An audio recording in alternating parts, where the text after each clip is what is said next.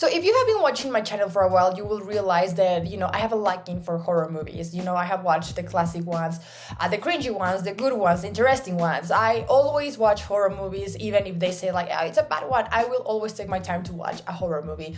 I just really like them because I think it's a genre that is really difficult to create and to do a movie about it.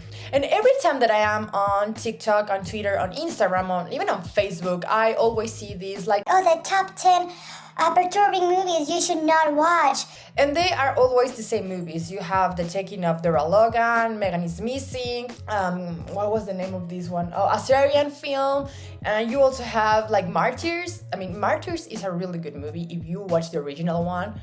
That one, I recommend that you watch it if you have not watched it. But through the years, we have seen a lot of new perturbing movies, if you can say that. I think that people should watch because they have really good merits of their own. And so here I am today to recommend you 5 disturbing movies you should give a chance. Number 1, Possessor. Possessor is a 2020 horror sci-fi movie made by Brandon Cronenberg, son of David Cronenberg, one of the originators of the body horror genre. And just because Brandon is the son of David Cronenberg, I don't think that he should be following his father's steps.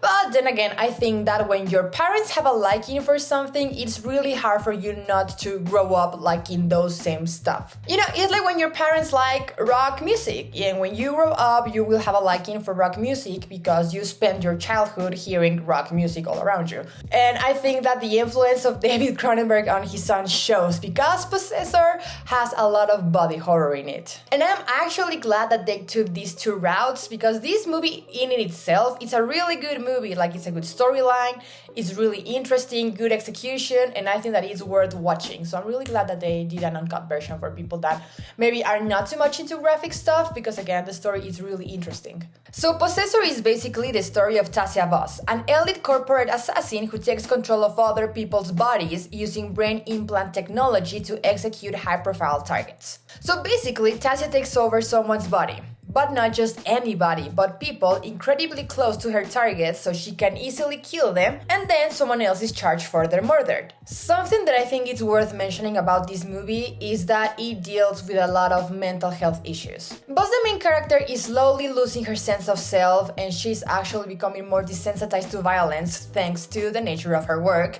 and there's really heavy imagery about this mental struggle that she's going through. So the main character is basically going through an So the main character is basically going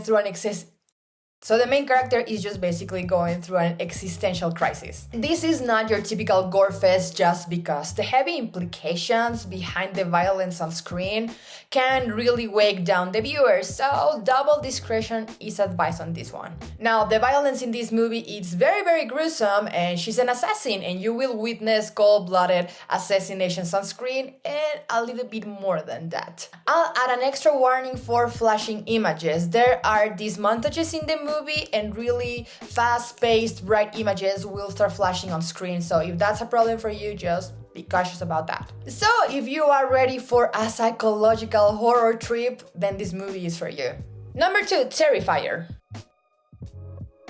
I don't know what to say about this movie. I mean, you have probably already seen some people talking about this movie here on YouTube. But if you haven't, basically Terrifier is a movie about a demonic clown who terrorizes and brutally kills people just because. So if you're one of those who just likes to watch senseless violence on screen, Terrifier is for you. Damien Leone is the co-writer and director of this movie, and he's also a special effects expert. He created the character of Art the Clown years prior, but I think that this is the first time that the character had his own feature film. And since Damien is an expert on special effects, all the graphic scenes in this movie are so well made because all of the gore that you will see on screen are practical effects, like not some cheap CGI. There are scenes that were just like this bloody mess, and I was squirming on my seat of how real it looked. Like, seriously, the gore in this movie is top notch. Also, props to David Howard Thornton because his acting was downright perturbing. In my opinion, he understood the assignment and he delivered. So if what you wanted was a slasher taken to the next level on the gore department, you found your winner. Next one, Saint Moth.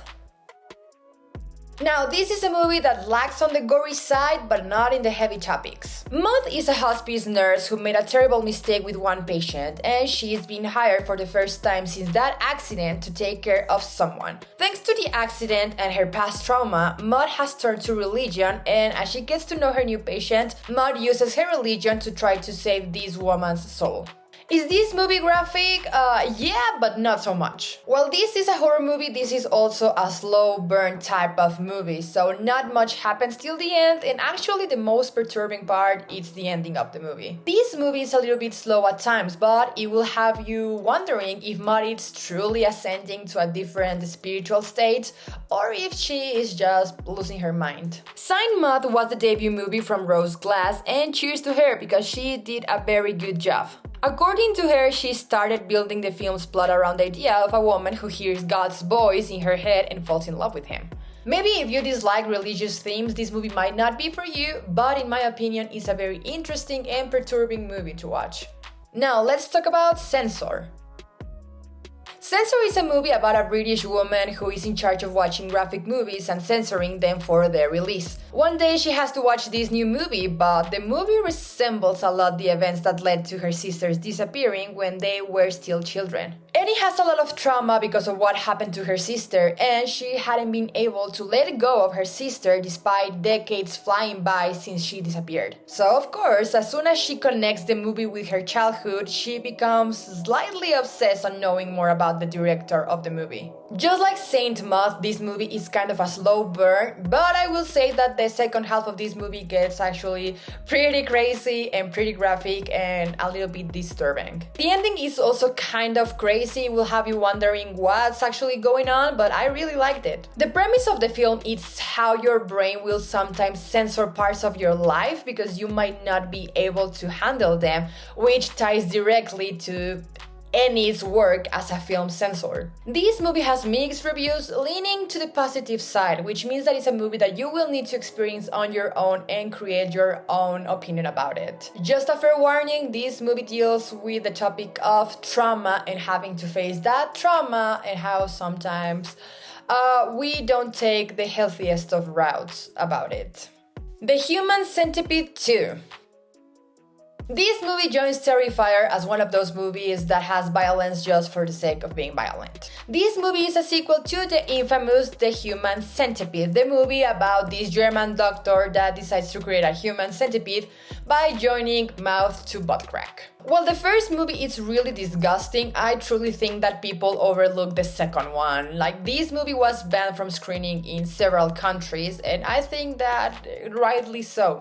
The movie is about a fan of the first movie. He has a miserable life and all his happiness roots from the obsession with the first film. His dream is to recreate the movie and create a human centipede of his own, but the thing is that he is a security guard in a parking lot, not a surgeon of any kind. And what comes next is a series of disgusting graphic situations. This guy is basically chopping people with kitchen knives and tools that you will find in your dad's garage. What makes this movie so perturbing for me is the stylistic choice. The black and white is sharp and grim. The factions of the characters are somber. The setting is old and dirty. And unlike the other two films of this franchise, this one actually feels like you are watching a snuff film thanks to these stylistic choices. Like, it feels as real as it gets. The only purpose of this movie is to be disgusting. It truly is. The own director of this movie admitted that that was his goal with this movie. And I remember when I watched this movie, I just felt so dirty by everything that I just had to take a shower afterwards. Among the three movies of the Human Centipede, I would say that this one is the most disgusting and the hardest to watch thanks to all of this. So if you think you can take it, go ahead and watch it. Those were my 5 recommendations for this video. If you really want to have more recommendations about like disturbing, interesting horror films, I will gladly make another video. And I also want to remind everyone who's watching this video that I published a book called I'm Not Being Honest. It's available on Amazon and Kindle, so I don't know if you want to support an indie writer or you want to check it out or maybe recommend it to someone who might like to read. I would really appreciate it.